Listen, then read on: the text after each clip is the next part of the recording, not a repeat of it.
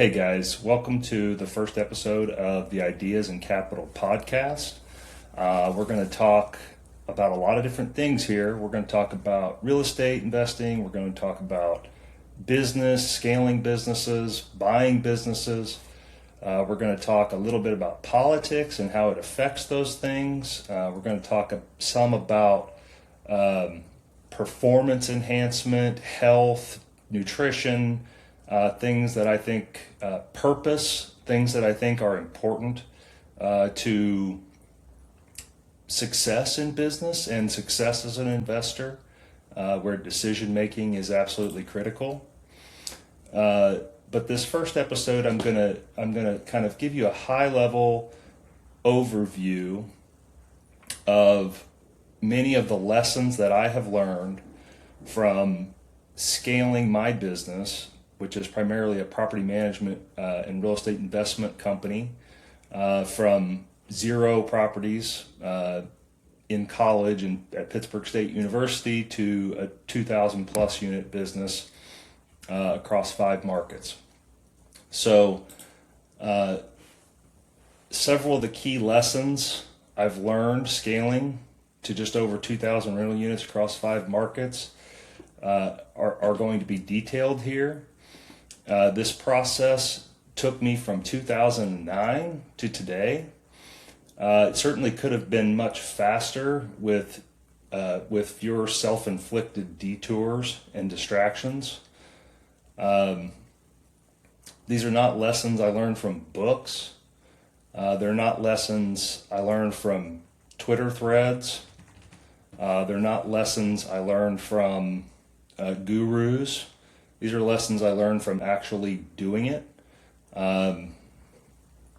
Things like hiring people, firing people, dealing with difficult residents, maintenance disasters, changing economic cycles, financing issues, capital constraints and cash crunches, and everything in between.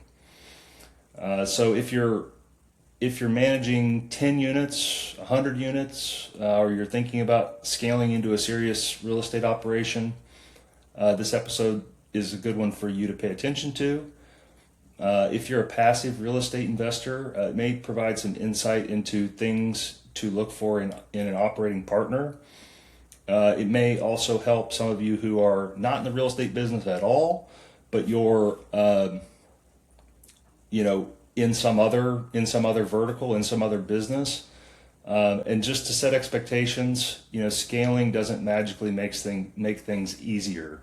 It just changes the problems that you deal with.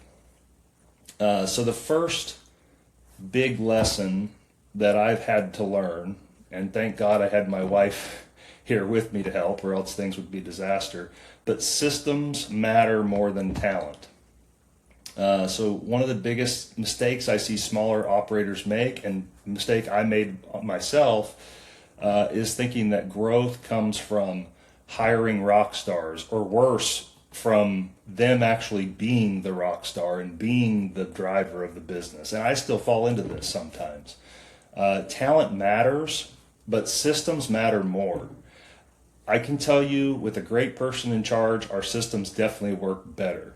But the system still works reasonably well when we make a hiring mistake, or just get someone of average capability in the seat. So we are continually trying to improve upon that system to make it even simpler. We really want to dumb it down over time to a point where almost anyone could be plugged into any seat in the company and have success.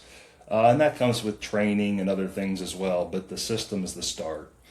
At 10 or 20 units, you are the system. Maybe even at 200 units, you can be the system and it can be successful. At 2,000 units, that doesn't work. If your success depends on your own awesomeness, on one amazing property manager, on one amazing maintenance tech, one amazing leasing agent, one amazing salesperson, you don't have a business. You have a future liability coming. You have a future disaster brewing. So the key is for everything to be documented, and not just documented, but simplified in a way that each person, each position, could literally memorize their entire document that outlines 80% of their job.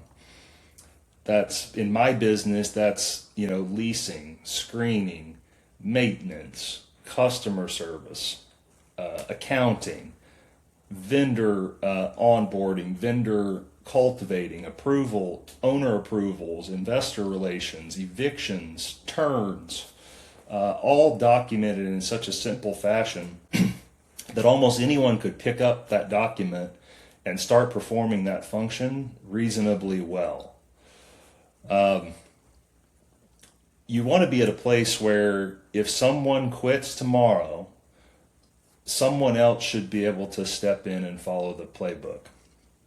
So the main thing here is if it is not written down and simplified, your process doesn't exist. So the second big lesson that I've learned is people problems scale faster than the unit count in my business or than the business itself can scale. So people probably don't talk about this enough, but people problems scale with the business.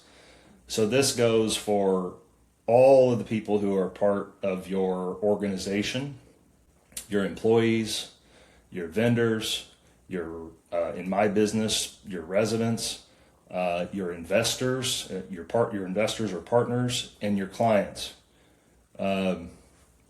10 units might mean one difficult resident a year. This means like the one crazy tenant that you have that every time they pay rent has a maintenance request. They want to make you earn your money. Now you have 100. Or the one that games the system in order to stay for free as long as possible to avoid eviction. Instead of one, now you have 100.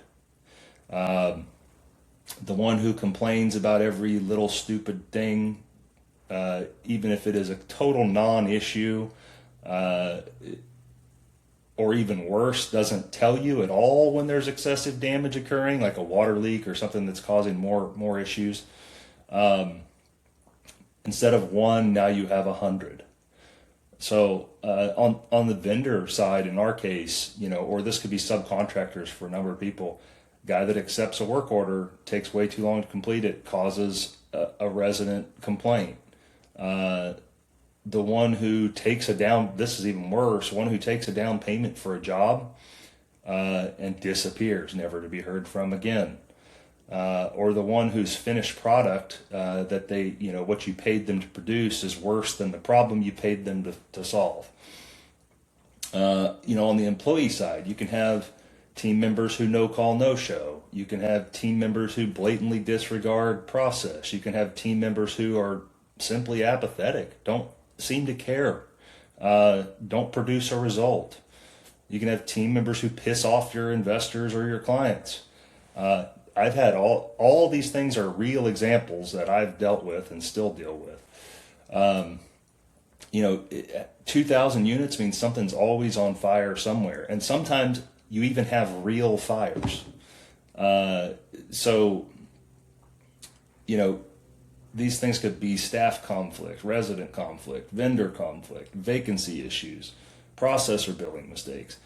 If you don't build leadership layers and depth and, be building people in your organization, in our case, directors, coordinators, establishing clear chains of command, clear communication, then it all flows to the top. You'll burn out. You can't handle it anymore. There comes a point at maybe 500 or more doors in my business where your job shifts from managing real estate really to managing people, whether you like it or not. So the third lesson that I'm going to talk about today is one that we've recently been working towards in a really rapid way, and that's centralization and automation. I don't think in my business specifically, and probably in almost any business, that you can scale without it. So early on, we tried letting kind of each property or market operate independently. We do still have a handful of local team members on the ground in each market we operate in, with one leader there who's charged with managing the office to our standards.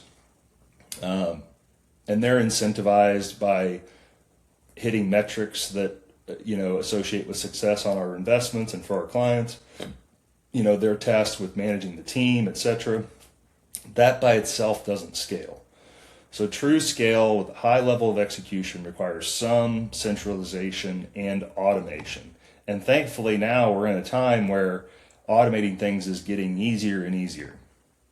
We have some centralized leasing functions. We have some centralized and automated lead follow-up functions. We have some centralized and automated resident screening processes.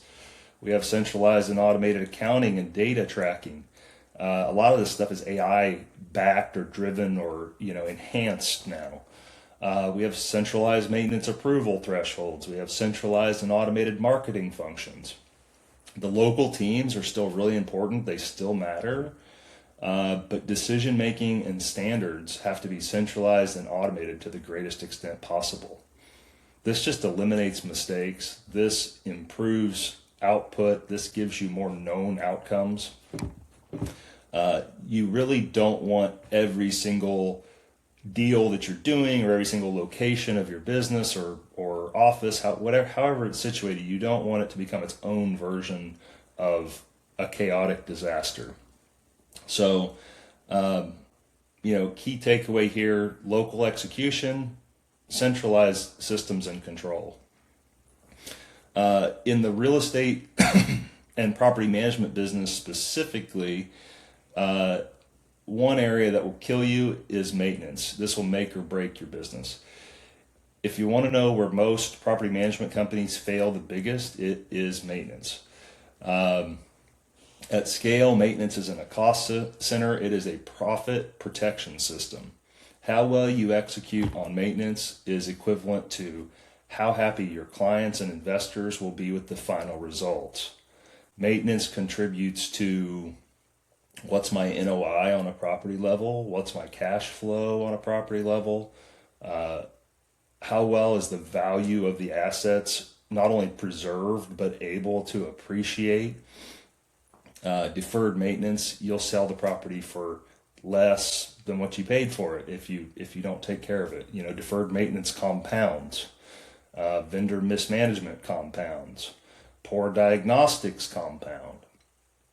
You have to have, for successful maintenance, you have to have clear approval limits.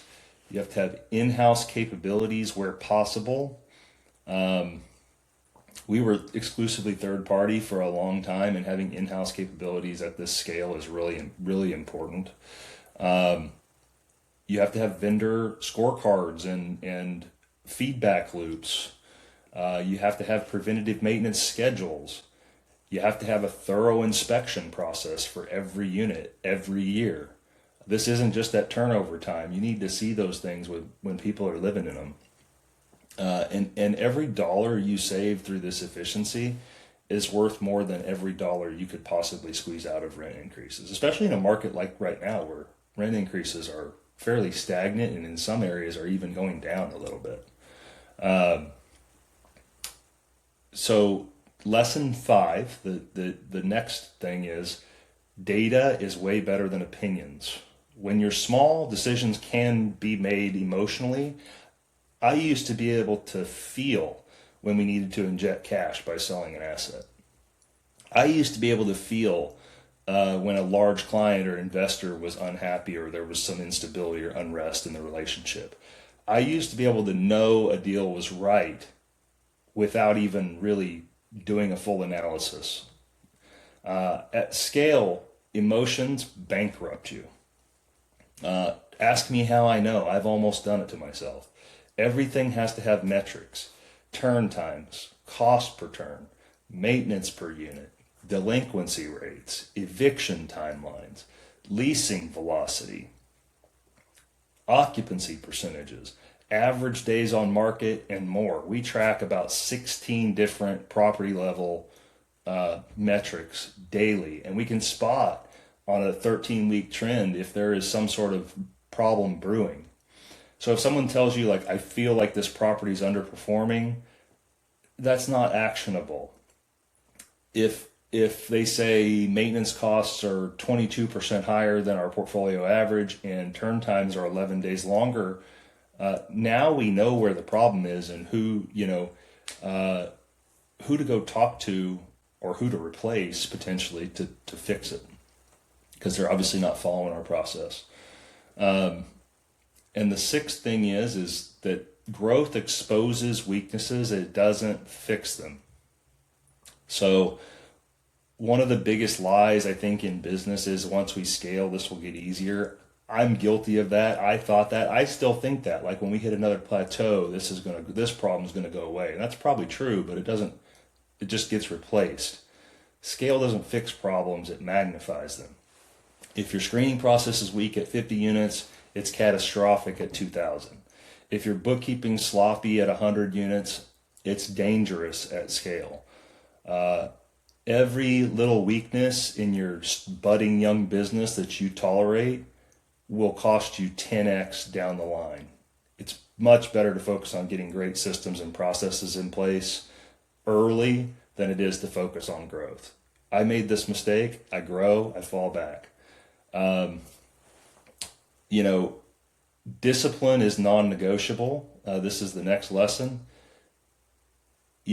Evictions happen, capital expenses happen, insurance spikes happen, taxes jump, market-driven vacancy increases can happen, market rent compression can happen. We're seeing that right now in a couple of our markets.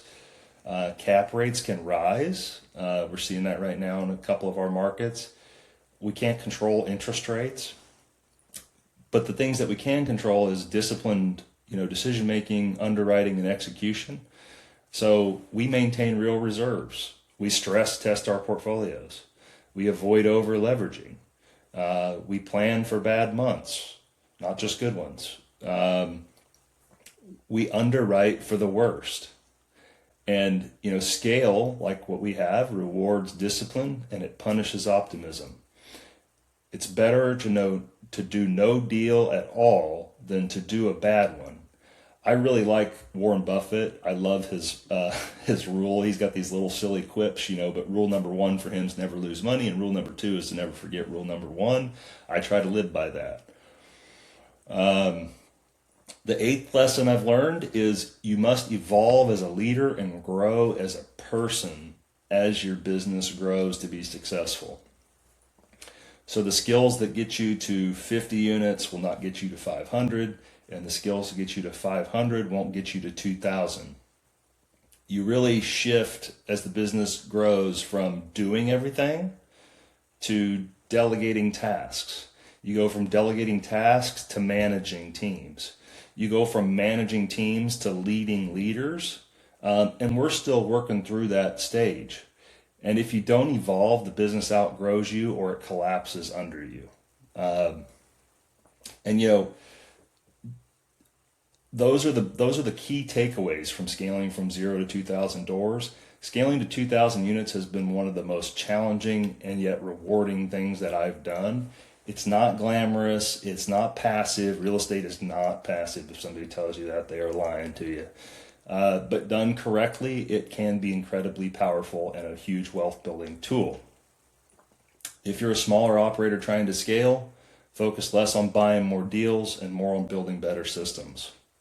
And if you're someone who doesn't want to deal with the operational side, that's exactly why investing with experienced operators exists. We're happy to sit down and have a conversation about how we might be able to help you in that journey.